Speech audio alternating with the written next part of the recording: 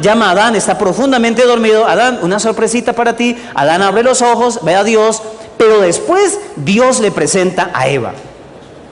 Yo quisiera imaginar nada más, pero simplemente sin lugar a equivocarme, yo puedo decir con todo el aprecio y el respeto de las damas aquí presentes, que Eva era la mujer más linda que ha pisado esta tierra. Perfecta, total simetría en medidas, en todo lo que hablaba de su rostro. Todo hablaba de lo que Dios había hecho sin ningún tipo de intervención del hombre. Dios creó a la mujer tan linda y cuando se la presenta a Adán, el original me dice que Adán como que tataraeteó. Esto, y tal vez Dios tiene que destrabarle en la espalda. Esto es hueso de mis huesos y carne de mi carne. Será llamada mujer porque del hombre ha sido tomada. Es muy saludable, adecuado para un buen hogar que los elogios, nosotros en la cultura santandereana decimos los piropos, ¿cierto? ¿Quién debe darle el piropo a la esposa? ¿Será que debe dársela el vecino o alguien? ¿Qué ocurre? Necesitamos, ¿cierto?, que la dama se coloca muy linda, muy elegante, y el esposo mira y no dice nada. Cero nervios, dicen, cero estrés. Pero la misma dama sale a la calle a hacer alguna actividad y entonces comienza a escuchar, ¿cierto?, piropos, empieza a escuchar palabras bonitas y entonces tal vez podría imaginar, voy a pasar más seguido por aquí porque por aquí sí se dan cuenta de la belleza. O tal vez el hombre, no es pecado ni malo que usted, esposa, hermana, amiga, le diga a su esposo, qué guapo eres, qué atlético, qué fornido, qué linda sonrisa. Pero ¿por qué tiene que decirlo a otra persona? Y entonces la falta de elogios en el hogar, la falta del piropo entre nosotros, a veces resulta como si ya no despertáramos interés el uno en el otro. Yo voy a hacer una pequeña encuesta. Bueno, voy a preguntarle a las damas felizmente casadas, levantando la mano, si en las últimas 24 horas recibió un elogio o un piropo de su esposo. Las damas casadas que en las últimas 24 horas desde ayer hayan recibido un elogio de su esposo, levanten la mano. Uy, qué poquitas. Bueno, 48 horas. El último mes.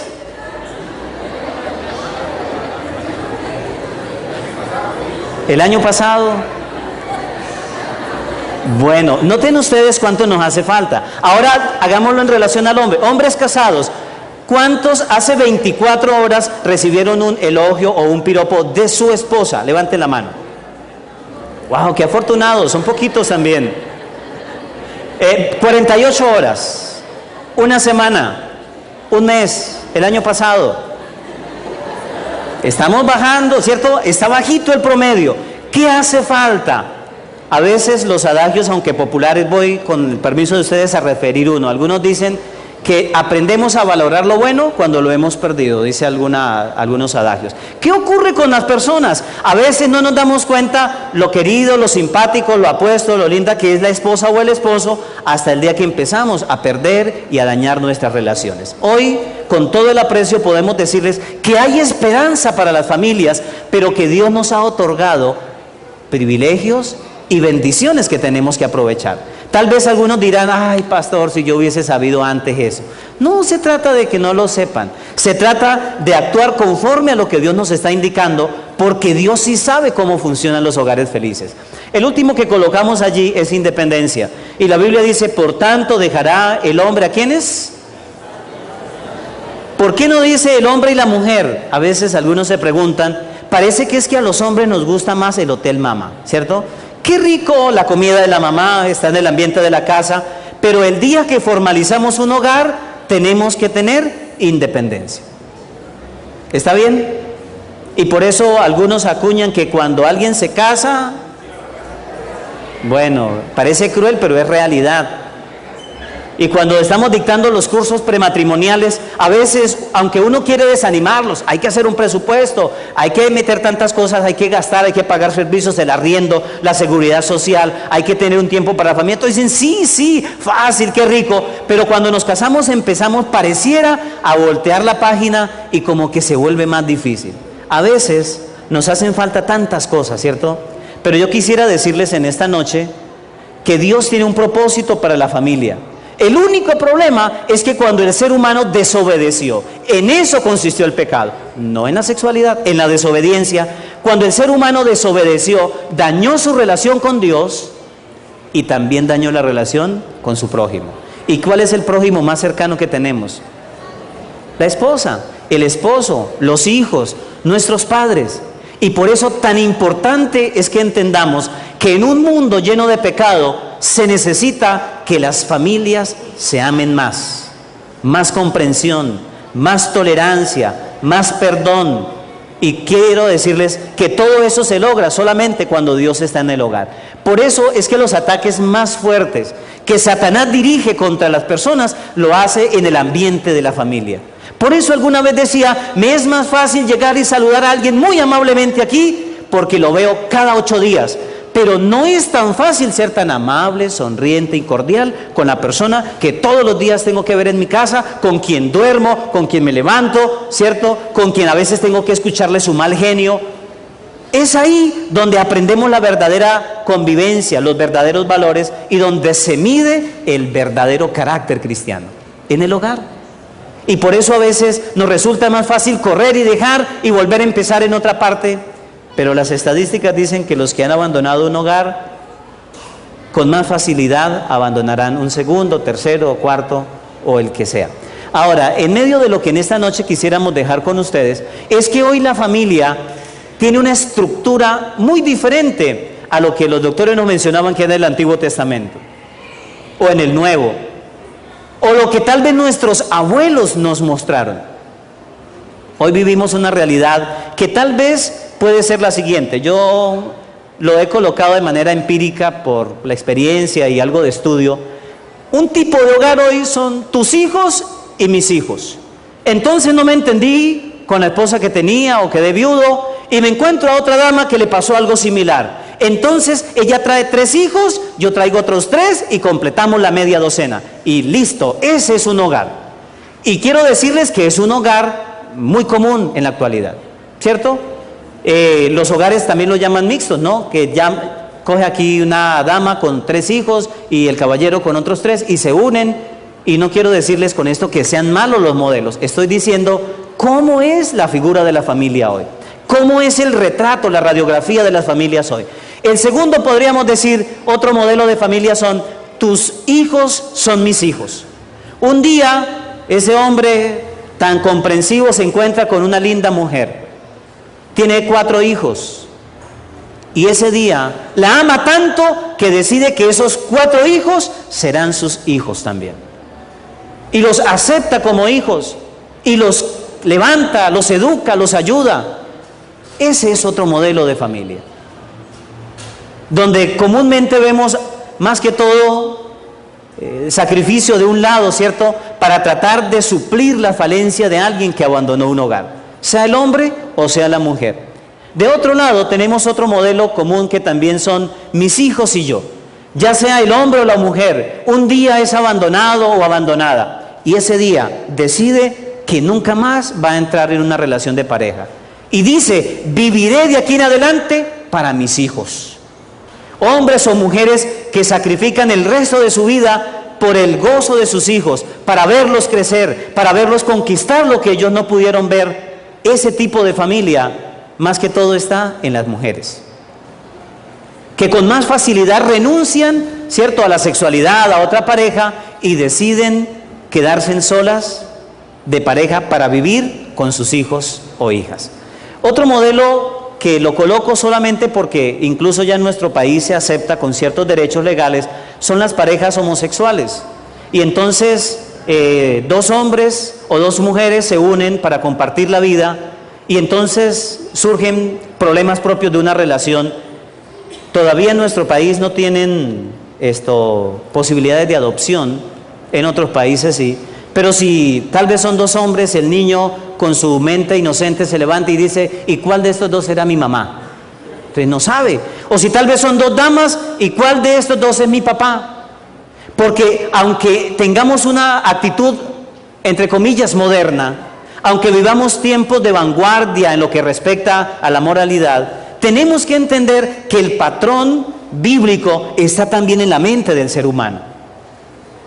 Finalmente, está el modelo que Dios colocó en el jardín del Edén: papá, mamá y sus hijos. Yo quiero decirles algo: si usted tiene ese tipo de familia, cuídelo, consérvelo, invierta tiempo, dinero, amor, paciencia, porque vale la pena. Y tal vez algunos dirán: bueno, ¿de dónde sacó todo esto, pastor? Una de esas circunstancias es de mi experiencia. Yo crecí en un hogar donde un día mis padres se separaron, 4 hermanos, y entonces llegó a nuestra casa, a nuestro hogar, un padrastro. Y puedo decirles hoy que no sé cómo sean los demás, pero creo que me tocó el mejor de todos. Crecí con un padrastro que fue mi amigo, respaldo permanente, y a quien le debo y le rindo mucho amor y respeto. Conozco a mi papá y también le aprecio como papá, pero no estuvo allí en el momento cuando este niño de 4 o 5 años lo necesitaba. No estuvo en la adolescencia, no estuvo en mi juventud, y ya que estoy entrando más arriba del 3er piso, tampoco casi he estado. Ahora, ¿qué se necesita de un hogar? Entender que las familias es el lugar donde Satanás más ataca, pero también es donde Dios más bendice. Es donde Dios centra mayores bendiciones y mayor pulimiento del carácter. Y en esta noche quisiera decirles que Dios nos ha regalado familias porque desea bendecirnos. ¿Cuántos dicen amén? Esas familias son un regalo de Dios. Aunque tus hijos sean difíciles, aunque no te los aguantes, aunque tu esposo tenga un carácter como de trueno, aunque tu esposa sea quisquillosa y difícil, Dios te ha unido en bendición y tenemos el privilegio de compartir la vida, pero también de poder pulir nuestro carácter, de entendernos y de amarnos. Quisiera finalizar en esta noche hablando brevemente del milagro cuando Jesús interviene en una situación crítica de un hogar. Vamos a leerlo rápidamente, este milagro. Pasemos, por favor. En San Juan capítulo 2, versículo 1 al 11. Avancemos. La Biblia me dice que al tercer día se celebraron unas bodas en Caná de Galilea. Tercer día porque normalmente podrían durar 7 días la celebración. Así que al tercer día parece que se ejecuta propiamente, y allí estaba la madre de Jesús. En el versículo 2, también fueron invitados a las bodas Jesús y sus discípulos. Y faltó el vino. Entonces la madre de Jesús les dijo: no tienen vino. Sigamos, por favor. Jesús les dice: ¿qué tiene que ver esto con nosotros, mujer? Aún no ha llegado mi hora. Su madre dijo a los que le servían: haced todo lo que Él os diga. Jesús les dijo: ¿qué tiene que ver esto? Perdón, es el mismo. Avanzamos. Avanzamos otro poco. Ok. Habían allí 6 tinajas de piedra para el agua, dispuestas para el rito de purificación de los judíos. En cada una de ellas cabían 2 o 3 cántaros. Jesús les dijo: llenad de agua estas tinajas, y las llenaron hasta arriba. Entonces Jesús dijo: sacad ahora un poco y presentadlo al encargado del banquete, y se lo presentaron. Avanzamos, por favor. Finalmente, cuando el encargado del banquete probó el agua hecha vino, sin saber de dónde era, llamó al esposo y le dijo: todo hombre sirve primero el buen vino, y cuando han bebido mucho, el inferior. Sin embargo, tú has reservado el buen vino hasta ahora. La Biblia me dice que este fue el primer milagro que Jesús hizo en su ministerio público. ¿No creen ustedes que habla mucho de la importancia del hogar? Cuando Jesús podría haber hecho cualquier cantidad de milagros, el primero lo decide hacer en un hogar. Yo quisiera decirles que todos los hogares tienen necesidades, problemas, diferencias, y si no es así, deberíamos preocuparnos porque tal vez no hemos visto el problema. Ay, no, pastor, mi hogar es pura paz, es un pedacito de cielo. Tenemos que entender que sí es un pedacito de cielo, pero habrán siempre pruebas y circunstancias que debemos afrontar. Cuando Jesús estaba allí, estaba porque lo habían invitado. Cuando faltó el vino, ¿ustedes se imaginan qué hubiese ocurrido si Jesús no estuviera allí? ¿A dónde correrían? ¿Al supermercado, a la tienda a buscar? No. Con mucho tiempo se preparaban las uvas. Con mucho tiempo se hacía provisión de los alimentos, así que no era fácil salir del paso de manera